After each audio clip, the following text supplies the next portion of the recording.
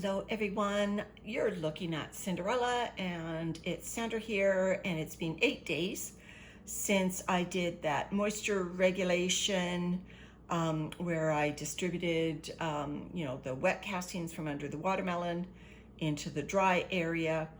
And so what I'm doing right now is I'm looking at some more typical Cinderella feedings. This is a sunflower from Jason and Colleen, and I haven't frozen it, I haven't done anything, so we may get sunflower sprouts. Who knows whether these seeds are ready to sprout. And I've been doing some dried herbs, so I've got some sage stems here, some sweet pea stems, and I forget what this is, but obviously this is carbon. Look at it. It's dry, twiggy stuff. And there's some strawberry tops in there. And who knows what? Who knows what for Cinderella? But a bit of a challenge here. If you remember last time, I was lamenting that the bedding was insufficient to cover up the material, the feeding even. And until this bin builds up again after a harvest, it's hard to do that. It's hard to sufficiently cover things up. I think I did a fairly good job of evening out the bedding last time, and making sure that all corners were nice and evenly moist. But I am worried because we're headed out of town for a bit, and I don't want to set Cinderella up for failure. Well, any of my bins up for failure, but she's my favorite. Am I allowed to have a favorite? Sorry for the dark corner here. But the worms don't seem to mind the darkness. Look at that. Look at them crawl. I don't know whether you saw that one, but just what a beautiful worm, just sitting on the top there. So this corner here is where I buried that very moldy watermelon. So, this is in the opposite or the adjacent corner, if you like, but I'm finding worm activity in this corner. Obviously, something there. I think that's an avocado pit finally giving up the ghost. That's what they look like when they finally start opening, and Cinderella has a number of those. So I'll be delighted that those are starting to open up. Let me just, boy, can you ever smell the sage? Can I ever smell the sage? Oh, and it looks like we have a popsicle stick. AJ, if you're watching, whatever happened to your popsicle stick? I think I'm going to miss the ending to your popsicle stick. Anyway, so here's some of our fast food container hanging out on the top. Let's just work our way counterclockwise back around to the feeding area. This is in the flower stem area. Remember I put the wet castings on there, and look at the dark, rich castings that are starting to build in Cinderella.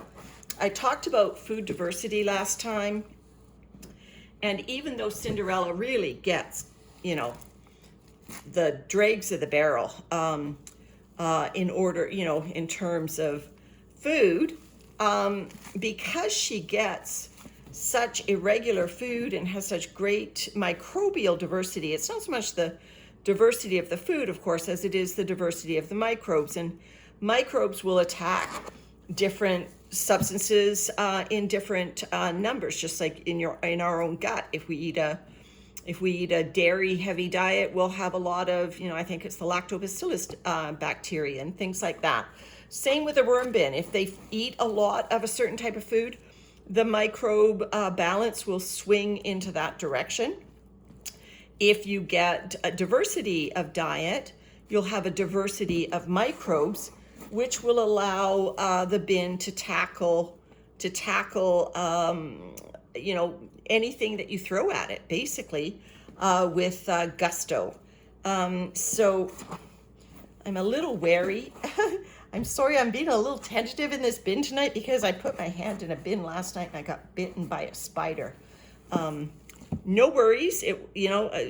Apart from being a gross spider, the bite did not affect me negatively. Except I'm a little bit I'm a little bit jumpy whenever I feel something on my fingers. Anyway, all right, this is Cinderella. Cinderella wouldn't bite me.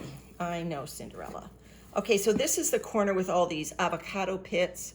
They are not going to, they're not going to disappear until the bedding builds up a bit deeper and the moisture builds. Although, as I mentioned last time, the mold on the surface is a good sign. And you want both in your bin. You want both bacterial decomposition and fungal decomposition. And so getting a soft mold on some of the substances, or even a heavy mold for that matter, as long as you're not breathing the spores, it's all good. All right.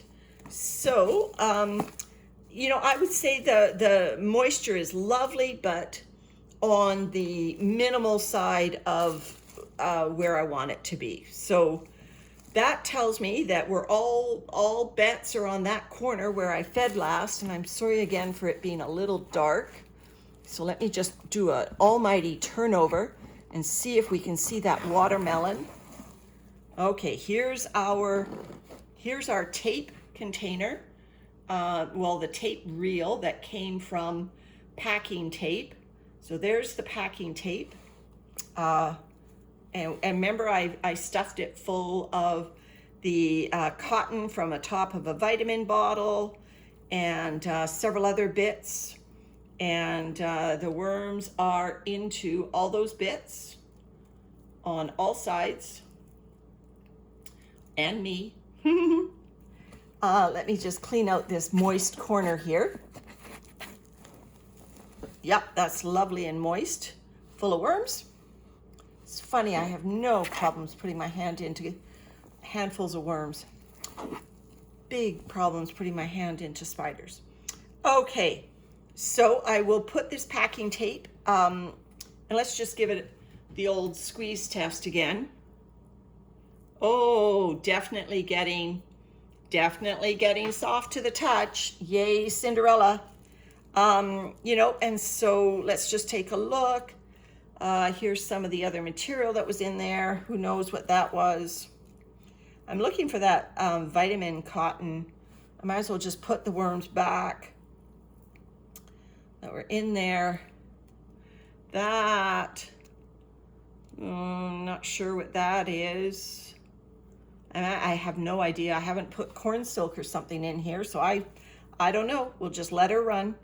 See what it is. At the end of the day, it's either synthetic or it's not, right? As I've said many times, worms don't lie.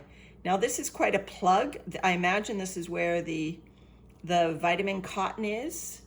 I'm getting bits of the fast food container, and there looks like to be the the cotton from the top of a vitamin bottle. So there we go. I think I had 2 of them. And so I'm going to put basically this plug of material back intact into that area. I haven't smushed it down, so the worms are free to come and go if they need to. All right, so some avocado shells, more stems. Now let's go down to see if we can find any of the watermelon. Here's the brown paper napkin that I covered the feeding with. It is still remarkably intact. Here's our bottom of our fast food container. And it is very, very limp. Definitely wet all the way through now.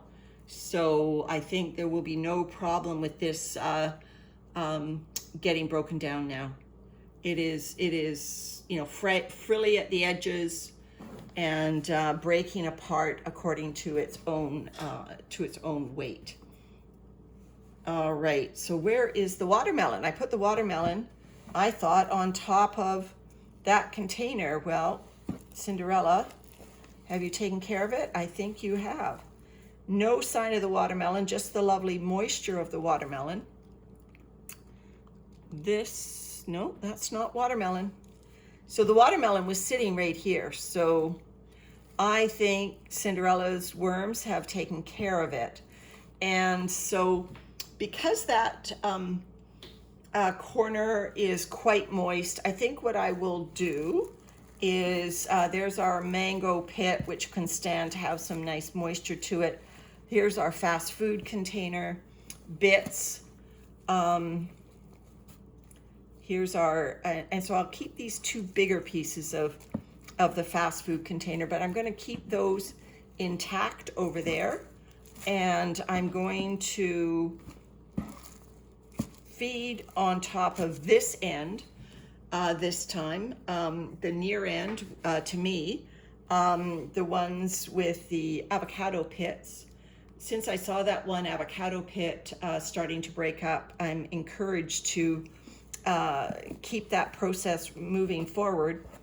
Like I said, we're going away, so I need an area to load it up with some more feeding, and I was prepared to do both a wet or a dry-ish feeding today, and I think it'll be wet. All right, so here is a little corner. I will put these herb stems, oh my gosh, and our sunflower. Maybe I'll put the sunflower on the top, a la Patrick from Vermicompost Learn by Doing. So there's our sweet peas, our herb stems, and everything going into that corner. And I have a bit of a buffet table again for Cinderella. There's watermelon to choose from, but there were also drier carrot peelings and whatnot. But because we are still dealing with the dry bin here and I am going away, I am dropping bits of damp watermelon into this bin. And she took care of that entire, well, it wasn't half a watermelon, but it was, you know, the cap end, the large sized cap end of a sugar baby watermelon. That looks like a damp end of a paper towel there. So there's my feeding for Cinderella. That is pretty ambitious, but it's got both the moisture that I want and the nutrition. The stems will be the slow food. It's got the egg shell grit on it already. And I'm going to